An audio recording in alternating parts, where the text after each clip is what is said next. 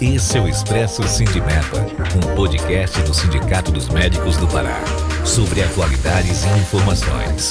Siga nosso perfil na sua plataforma preferida e acompanhe todos os episódios.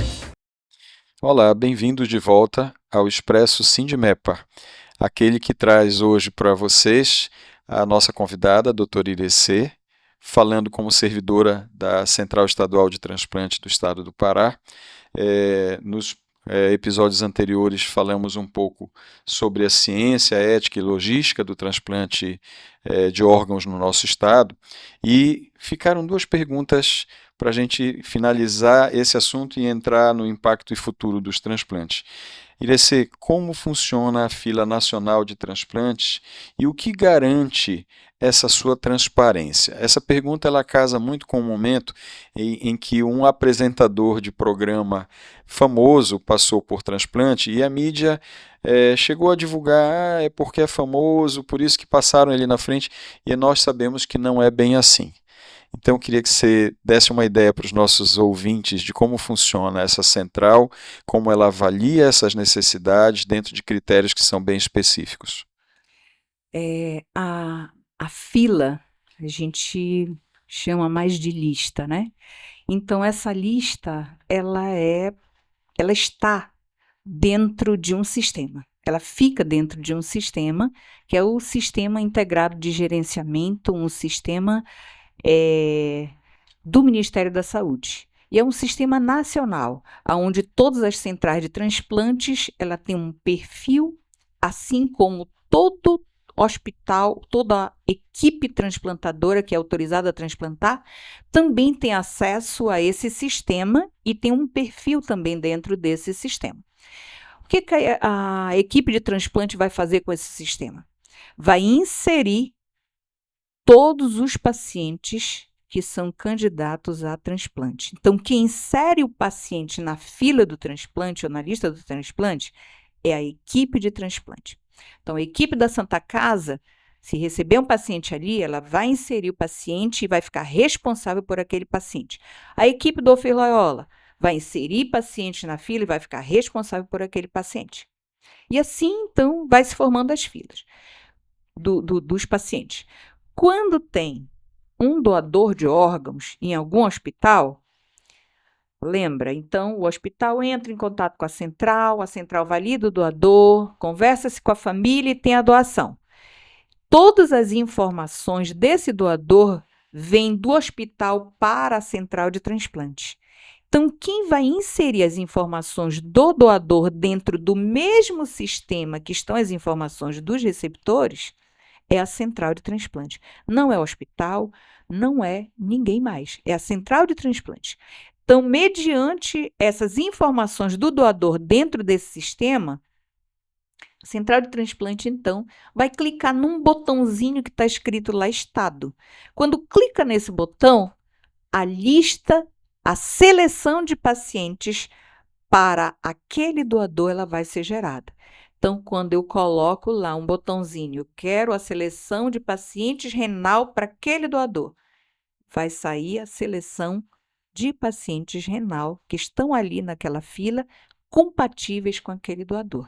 E aí, então, vai ser gerada uma fila, uma lista, uma seleção, onde o número 1 é o mais compatível, o número 2 é sucessivamente o mais compatível depois do número 1, e assim vai se formando um ranking em posições, posição 1, posição 2, posição 3.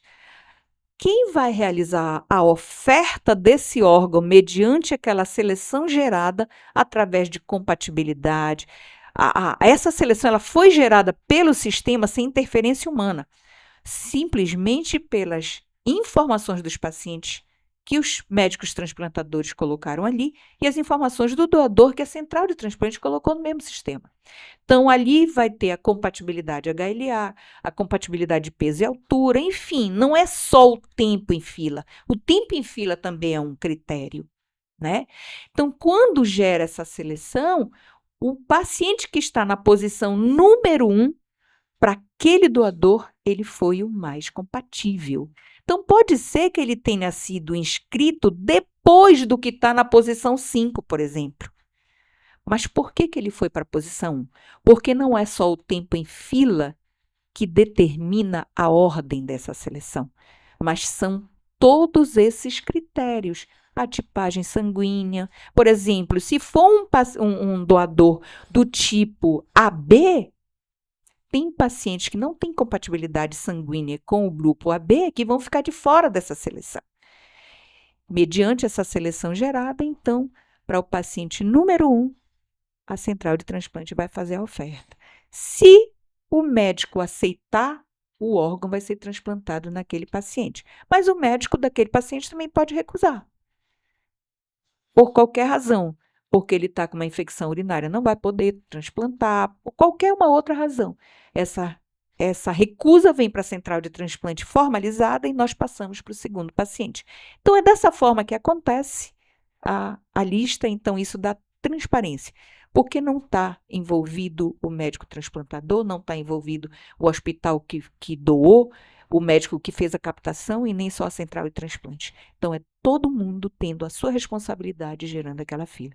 Então, é um sistema seguro, transparente, baseado na legislação. Perfeito. Irecê, já houve no nosso estado situações de perda de órgãos por alguma falha de logística? E se isso ocorreu, o que é que a gente pode fazer ou trabalhar para que não ocorra novamente? Sim, já aconteceu, sim, de descartarmos órgãos, né, por incompatibilidade de logística ou por falha de logística. As companhias aéreas comerciais, elas têm um termo de cooperação com o Ministério da Saúde que transportam órgãos gratuitamente, né? Então, já tivemos órgão descartado por esquecimento em uma conexão. Esquecimento da companhia aérea. Então, qual o procedimento que nós tomamos, né? Entrar em contato com o Sistema Nacional de Transplante, porque o termo de cooperação é com eles, para entrar em contato com aquela companhia e ali, então, encaminhar um relatório de não conformidade, né? Não para punir ninguém, mas para lembrar que isso realmente deixou de salvar uma vida, né? E uma família que achou que ia ajudar uma outra pessoa não pôde, então, ter um resultado bom.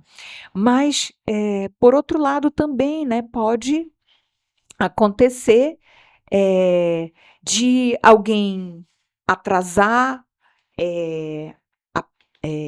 o embarque e ali perder o embarque, né? Então, são várias situações e que em todas elas, né, se pode minimizar isso e se consertar.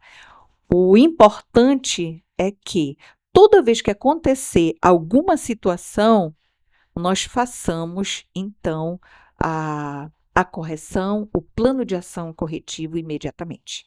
Perfeito. Doutora, diante dos dados, né, temos evoluído ou ainda existe um déficit preocupante no estado quanto aos dados? Apesar dos números eles serem animadores, né, o estado do Pará tem alcançado números recordes de doação, mas ainda é insuficiente para o número de pacientes que entram todo dia nessas filas. Então, é sim preocupante, né? E o que eu penso que isso possa melhorar é realmente capacitando mais médicos para o diagnóstico, também, né? A conscientização. Mais palestras de conscientização, mais ações de conscientização, mais informações, não só na capital, mas também no interior, porque de qualquer forma, mesmo que não tenha lá, o hospital tenha recurso para realizar uma doação ou uma captação, né, ali no interior, mas o doador, as pessoas podem vir para a capital e já ouvir falar em doação. Então, falar sobre doação não é só aonde realiza transplante, falar sobre doação é em cada local do nosso estado. Talvez até uma equipe itinerante que possa sair da capital para fazer essa captação no interior, porque você não precisa de uma logística tão complexa que inviabilize esse processo, não é, Irecê? É uma coisa que é possível, que é factível sim, né? Bom, quais são os órgãos que hoje representam a maior fila de espera no estado, você sabe? Então, é a fila do rim. A fila do rim, ela lidera, na verdade, no mundo inteiro, no Brasil e aqui no Pará não é diferente. Então, é a maior fila, no caso, fila de órgãos, né, para órgãos, é a fila do rim e tecidos, a maior fila é a fila da córnea. A senhora já foi coordenadora, né, de transplante do estado. Eu queria assim que a senhora, eu queria lhe perguntar se há uma história marcante, uma história de sucesso que marcou a sua vida, que você contasse pra gente bem rapidinho aí. Ah, sim. O doador foi uma criança de 11 anos de idade. Foi uma criança que foi atravessar a rua para pegar uma pipa. E ali, então, né, olhando para o alto, o carro atropelou. Isso. E aí, então, né, foi para o hospital e o acolhimento, a conversa com a família, com a mãe em especial, né, ela não é fácil.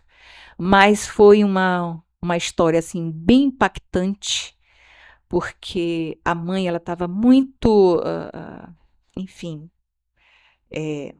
vivendo, né, aquele luto, aquela dor, né, de uma criança tão amada, mas ela resolveu, né, então concordar com a doação de órgãos, e o contemplado, obviamente que foi uma outra criança, né, uma criança da Santa Casa. E essa criança, uma das crianças, né, essa criança que foi contemplada, são 2 rins, mas esse foi da Santa Casa, era um paciente que morava em Salinas. E ele vinha, né, toda semana, 3 vezes por semana, fazer a diálise na Santa Casa. Então, era um renalzinho crônico que já nasceu com um problema renal e teve essa oportunidade. Então, foi assim um caso que tocou muito, porque apesar das famílias não poderem se conhecer, a mãe do doador, de 11 anos, quando ela viu uma postagem no Facebook do Portal do Sal, com a foto, né, de que no dia do aniversário desse receptor, ele ganhou esse presente, então ela disse, este presente, então, foi o órgão do meu filho. Que legal, né? Essa história, ela emocionou muito a todos nós. Eu estava no procedimento e foi a primeira vez que a gente realizou um transplante renal pediátrico na data que celebrava o aniversário do receptor. Que então, presente. não tenha dúvida que é um ato de amor. Doação é um ato de amor e a sua fala emociona bastante, né? Traz a lembrança disso tudo. Inspirado nessa história e para a gente finalizar essa conversa tão importante, que mensagem a senhora deixaria para as famílias paraenses sobre a importância de dizer sim à doação de órgãos? Para a gente finalizar. Nós não sabemos o dia de amanhã. Talvez você não conheça ninguém que esteja na fila de espera, mas amanhã pode ser um amigo, um vizinho, um parente ou até mesmo nós. Então, que a gente seja solidário com quem já está nessa fila, porque quando morremos, nós podemos, mesmo após a morte, ressignificar tudo isso e fazer com que a vida continue em outras vidas. Então, converse com a sua família, seja doador de órgãos, deixe o melhor de você. Eu queria somar a sua fala que não há como, mais evoluído espiritualmente que sejamos, não considerar que a perda pela morte traz uma tristeza sem tamanho, né, para aquela família do seu ente querido. Mas o ressignificar representa exatamente isso. É fazer de um momento tão doloroso, fazer com que ele traga alegria, que ele traga amor, que ele traga renovação. Para aquele paciente, eu vou falar da nossa parte pediátrica, que vem 2, 3 vezes, às vezes até todos os dias da semana, fazer hemodiálise, fica preso a uma máquina, às vezes tem restrição para ingesta de água, estuda dentro da nefrologia, da terapia substitutiva renal, então nós temos classe escolar para isso, e ele tem uma vida limitada, ele não consegue brincar com os amiguinhos, ele não pode comer o que ele quiser. Recentemente a nossa instituição passou por um processo de visita e as auditoras que estavam visitando tiveram depoimento de um desses pacientes. E ele estava dizendo que ele já sabe tudo, porque eles vão aprendendo, né? E ele estava dizendo assim, poxa, quando o meu potássio está alto, não deixam eu tomar açaí. E isso impactou muito, né? Porque para a nossa região é um hábito costumeiro. Eu queria dizer que eu não tenho palavras para agradecer pelo seu aceite, por estar compartilhando essa grande experiência que você acumulou ao longo de tanto tempo, trabalhando junto dessa causa. Não é só a central estadual, é uma causa que é muito maior do que tudo isso que a gente faz, né? Pelo desapego, pelo tempo, porque não foram poucas vezes que a gente conversou, às vezes à noite, no feriado, no final de semana, né? E agradecer a minha parceira pelo momento que a gente compartilha. Eu tenho certeza que todos que acompanharam aproveitarão muito desse podcast, e fica a emoção que a gente carrega por todo o trabalho que é desenvolvido. Verdade, muito obrigada pela companhia. Como vocês viram, né, a importância de doar sangue, doar órgãos. Doar é um ato de amor, de solidariedade e salva vidas. É isso, gente. Obrigado. Não deixem de acompanhar as nossas mídias. O podcast sempre traz assuntos novos, assuntos interessantes e que certamente celebram um aumento do nosso conhecimento, do esclarecimento de toda a população. DC, só a sua despedida. Muito obrigado de novo. Eu que agradeço. É uma honra falar sobre isso, e o seu convite não poderia de forma nenhuma deixar de atender, doutor, e eu sou realmente assim eu digo que uma profissional felizarda por trabalhar nessa temática, né? Obrigado. A gente agradece em nome do Sindmepa. Olá, esse é o Expresso Sindmepa, um podcast do Sindicato dos Médicos do Pará, sobre atualidades e informações. Siga nosso perfil na sua plataforma preferida e acompanhe todos os episódios.